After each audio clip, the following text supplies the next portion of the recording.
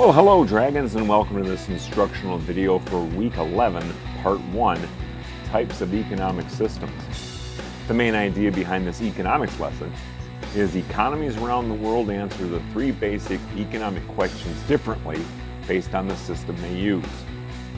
With that in mind, by the end of watching this video, you will be able to explain how the three basic economic questions are answered in traditional command and market economies, describe the roles of self-interest and incentives in a market economy, and summarize the types of mixed economies that exist today. Now that the outcomes for this lesson have been shared with you, let's get started.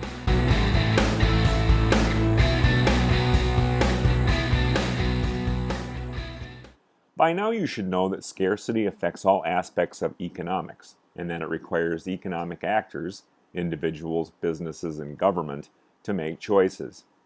You, for example, have a limited amount of money and time. This scarcity forces you to make choices among ways to spend your money and your time. Nations also must make choices in order to use their natural, human, capital, and entrepreneurial resources efficiently. A nation, or more directly its leaders, must address the three basic economic questions: what to produce, how to produce, and for whom to produce. A nation's responses to these questions are determined by its economic system. An economic system reflects the process a nation, or any society, follows to produce goods and services. There are four types of economic systems: traditional, command, market, and mixed. In truth, all economies are mixed. Pure traditional, pure command, and pure market systems are models that do not exist in the world today. A few mixed economies are closest to the pure traditional model and are classified as traditional economies. Mixed economies that are the closest to the pure command model are classified as command economies. Similarly, mixed economies that are closest to the pure market model are classified as market economies.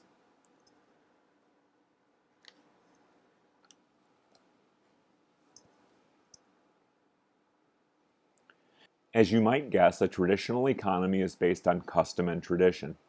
In other words, the answers to the three basic economic questions are found in the past. Contemporary economic activities are based on the collection of rituals, habits, laws, and religious beliefs developed by the group's ancestors. In a traditional economy, children often carry on the economic roles played by their parents. This means that tradition determines a large part of what is produced. For example, if you lived in a society with a traditional economy, and one of your parents earned a living by catching fish in the nearby river, you would earn your living the same way. Tradition decides what you produce: fish. Note also that traditional economic roles generally are passed down from father to son and from mother to daughter, because in traditional economies, men and women often perform distinct tasks. Custom determines how items will be produced in a traditional economy. For example, hundreds of years ago, some American Indian tribes planted corn when oak leaves grew to the size of a squirrel's ear. This timing was based on traditional agricultural practices rather than individual decisions. For whom are goods produced in a traditional economy? Economic activities tend to be centered around traditional family and social units, such as a tribe.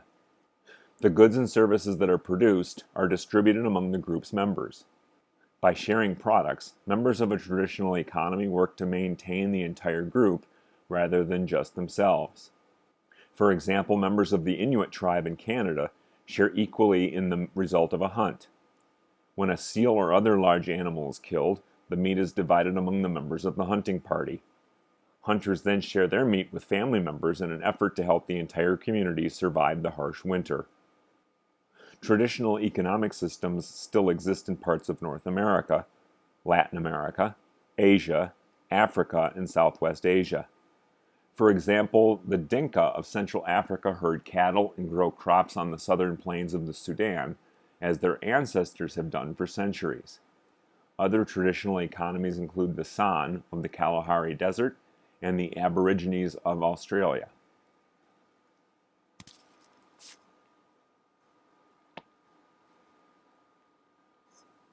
While a traditional economy relies on the past, a pure command economy relies on government officials to answer the three basic economic questions. The officials, sometimes called central planners, have the power to decide what products will be made and how these products will be produced. These central planners also decide who will receive the products once they are completed. Command economies may also be called planned economies. Because central planners make decisions about what, how, and for whom to produce, individuals in a command economy have little or no say in economic choices. The government maintains complete control over the factors of production. Although pure command economies no longer exist, they were quite common in the past. For example, during the Old Kingdom period of Egyptian history, the pharaoh or monarch ruled both the economy and the government of Egypt. The monarch owned the land, controlled all trade, collected taxes, and supervised the building of the kingdom's pyramids, dams, canals, and granaries. During the Zhou dynasty in China, emperors were able to control resources by distributing land to supporters called vassals. The vassals pledged their military and political loyalty to the emperor in return for the land grants. A similar system existed in Western Europe during the Middle Ages. Monarchs and other feudal lords granted resources such as land, called fiefs, to vassals in exchange for loyalty, military support, and payment. These vassals granted peasants the right to work the land in exchange for money, crops, or livestock. The lord had absolute control over the use of human, natural, and capital resources on the manor, and therefore made all decisions about what, how, and for whom to produce.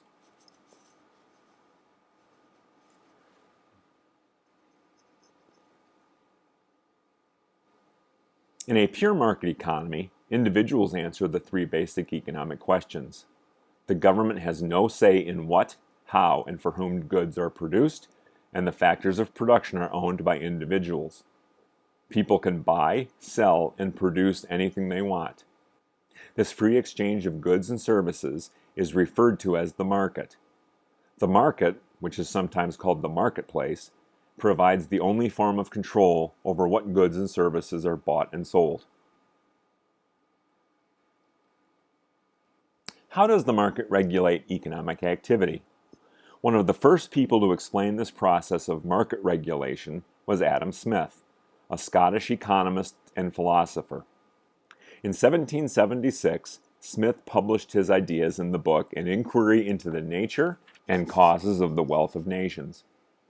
He contended that when the government is not involved in the economy, the market is driven purely by self-interest, the impulse that encourages people to fulfill their needs and wants. Although some people believe that self-interest leads individuals to ignore the needs of others, Smith argued that self-interest benefits all society by helping the economy grow. According to Smith, in a market exchange, each person attempts to gain the greatest possible advantage from the transaction. While individuals work to meet their own needs and wants, however, self-interest acts as an invisible hand that also leads them to do what is best for society, even if they are unaware of how their actions may benefit others. How can self-interest benefit others? Suppose that you have a job as a newspaper carrier. Why did you accept this job? You deliver newspapers because you are paid to do so. At the same time, however, newspaper delivery makes it easier for people to learn about world and community events. Thus, your self-interest benefits other members of society. Smith believed that government involvement in the economy conflicts with self-interest and limits the ability of the invisible hand to regulate the market. Suppose that the government set a limit on how many newspapers you could be paid to deliver each day. Would you try to sell newspaper subscriptions to people who moved into houses along your route? Probably not, because once you reach the maximum number of deliveries, additional subscriptions would offer you no personal benefit and would not be in your self-interest. The government policy, therefore, effectively would have limited newspaper circulation, reducing the benefits to you and to society as a whole.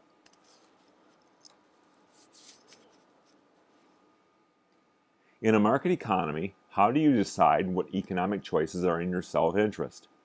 You, and other individuals in the economy, respond to incentives.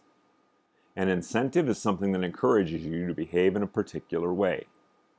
For example, the newspaper may offer you a bonus for every 50 new subscribers you sign up. This financial reward acts as an incentive, encouraging you to sell as many subscriptions as there are customers who want to buy them. Incentives can also take the form of penalties. The newspaper may, for example, have a policy that financially penalizes its carriers if they do not sell at least 10 subscriptions per month. $2 is deducted from a carrier's monthly paycheck for each of the 10 subscriptions the carrier fails to sell. This penalty, like the bonus, acts as an incentive and encourages carriers to sell subscriptions. Negative incentives, however, can have additional consequences. As a carrier, you might become angry at the newspaper for docking your wages and decide to quit.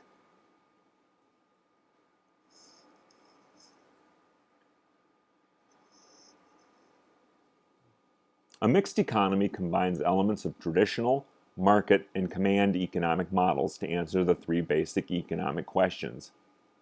Because each nation's economy is a different blend of these three economic models, economists classify them according to the degree of government control. The three main categories of mixed economies are authoritarian socialism, capitalism, and democratic socialism. Mixed economies that are the closest to the pure command model are said to practice authoritarian socialism, which is also known as communism. In these economies, the government owns or controls nearly all the factors of production. How does a nation practicing authoritarian socialism answer the basic questions of what, how, and for whom to produce? For example, government officials in Cuba develop long-term plans outlining how the nation's resources will be used. This long-range planning serves to limit the decision-making power of individuals.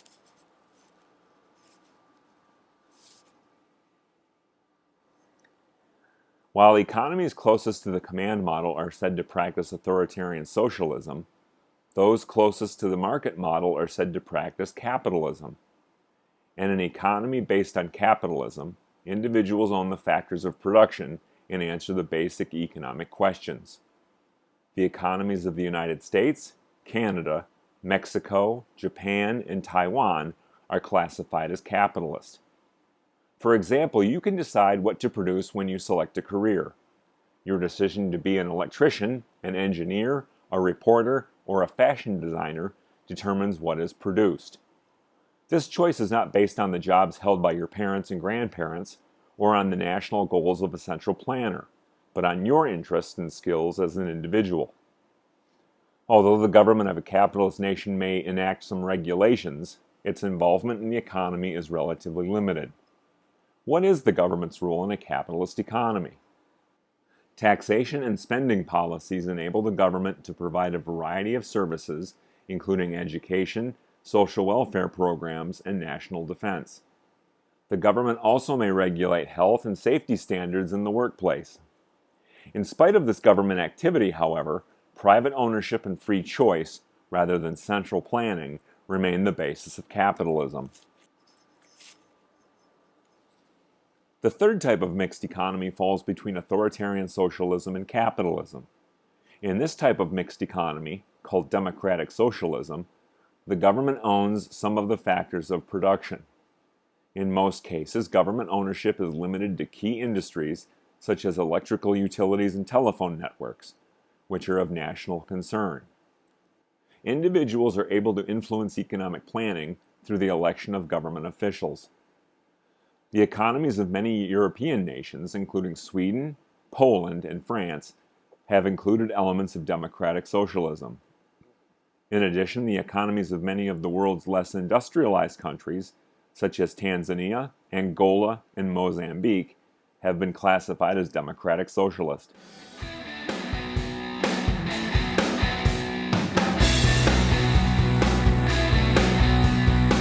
So that's the way it is with Lesson 11, Part 1, Types of Economic Systems.